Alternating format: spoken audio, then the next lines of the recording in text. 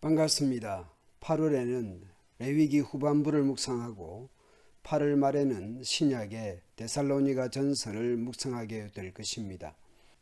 18장부터 20장의 구조는 다음과 같습니다. 레위기 18장과 20장이 성윤리적인 측면을 말씀합니다. 그 사이에 19장에서는 거룩한 백성의 사회윤리를 말씀하는 것으로 보입니다.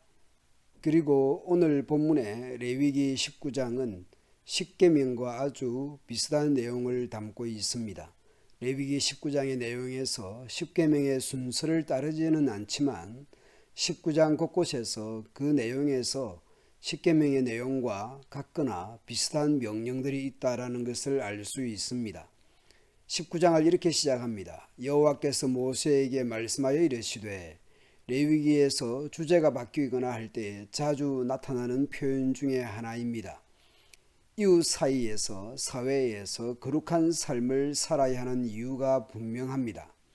너희는 거룩하라. 이는 나 여호와 너희 하나님이 거룩함이니라.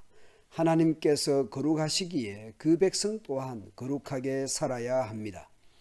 나는 너희의 하나님 여호와이시니 우리는 그의 백성으로서 거룩하게 살아야 합니다. 명령하시는 중에도 거듭 말씀하십니다. 규례를 주시는 하나님이 어떤 분이며 우리와 어떤 관계에 있는지 거듭 말씀합니다. 각 사람은 부모를 경외하고 하나님의 안식일을 지켜야 합니다. 너희는 헛된 것들에게로 향하지 말며 너희를 위하여 신상들을 부어 만들지 말아야 합니다. 화목 제물을 드리고 남은 제물은 화목 제물을 드린 그 날과 그 다음 날까지 먹도록 합니다. 안 그러면 아까운 고기를 태워버려야 할 것입니다. 소나 양 등을 화목 제물로 드린 후 다음 날 안에 다 먹으려고 하면 최대한 많은 사람들과 나누어 먹어야 할 것입니다.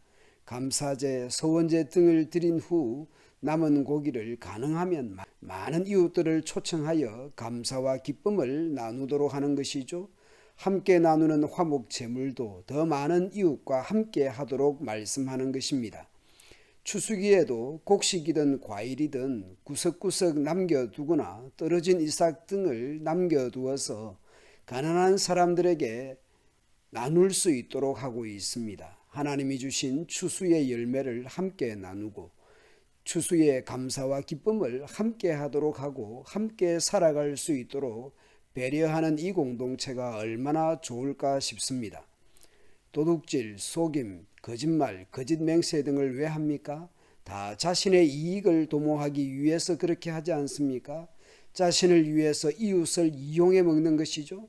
이웃을 이용해 먹지 않는 것이 이웃 사랑입니다. 고용인은 노동자에 대해서 억압, 착취, 품삯을 미루거나 하지 않도록 해야 합니다. 청각장애인, 시각장애인 등에 대해서도 저주나 괴롭히거나 하지 않아야 합니다. 못 듣는다고 수군거리고 못 본다고 앞길에 장애물을 두어서 피해를 주고 해서는 안 됩니다. 장애인이 못 듣고 못 봐도 하나님이 들으시고 하나님이 보시는 분입니다. 하나님을 경외하십시오. 재판할 때에 불의가 아닌 공의로 재판해야 합니다. 무엇이 불의한 재판입니까? 가난한 사람이라고 해서 감싸주거나 힘있는 사람이라고 해서 편들어 주는 것이 불의한 재판입니다. 선택적 정의는 부정하고 부패한 것입니다. 다른 사람을 헐뜯는 말을 하고 다니지 마라. 이웃의 목숨을 위태롭게 할 일을 하지 말아야 합니다. 자신의 명예나 물질적 이익 등을 위해 다른 사람의 명예를 깎아내리거나 목숨을 위태롭게 하거나 빼앗는 것을 하지 말아야 합니다. 그것이 하나님을 사랑하는 것이며 이웃을 사랑하는 것입니다. 너는 네 형제를 마음으로 미워하지 말며. 표준 세번역은 이렇게 번역합니다. 너는 친척을 미워하는 마음을 품어서는 안 된다. 그리고 한 백성끼리 앙심을 품거나 원수 갚는 일이 없도록 해야 합니다. 레위기에서 말씀하는 거룩은 정의를 외치는 것이 아니라 이웃을 사랑하기를 자기 자신과 같이 사랑하는 것입니다. 그러면 이웃이 잘못해도 그대로 내버려 두라는 의미입니까? 네 이웃을 반드시 견책하라. 이웃이 잘못하면 반드시 그를 타일러야 합니다. 그러면 네가 그에 대하여 죄를 담당하지 아니하리라. 그래야만 너는 그 잘못 때문에 질 책임을 벗을 수 있습니다. 이웃이 잘못하면 그 피해는 공동체에 돌아올 것입니다. 그리고 잘못하는 그 이웃도 남이 아니기 때문에 책임이 없지 않기 때문입니다. 사랑의 공동체는 가정이든 교회든 용서하기도 하지만 잘못했을 때에 충고나 권증을 시행하기도 하는 것입니다. 부모 앞에서 형제간의 거짓과 살인과 도둑질과 비방과 악담과 총질을 해대는 것은 부모를 우습게 여기는 것이죠. 마치 어른이 없이 철없는 아이들만 있는 것이죠. 이 규례와 법도를 말씀하시는 분이 어떤 분인지 계속 반복하여 말씀합니다. 계속 나는 여호와 하나님이다 말씀합니다. 눈에 보이지 않는 하나님을 사랑하고 경외하면 이웃을 어떻게 대해야 하는지 말씀하는 것입니다. 우리의 신앙은 관계적입니다.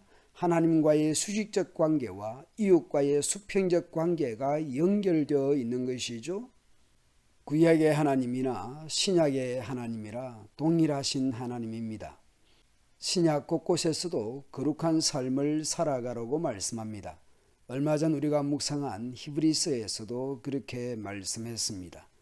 왜 신약에 우리가 거룩하게 살아야 합니까?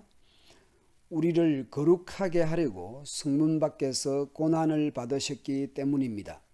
구약은 짐승의 피로서 거룩하게 되었다면 신약의 우리는 영원한 제사를 단번에 드리신 하나님의 아들 죄 없으신 예수 그리스도의 피로서 거룩하게 되었습니다.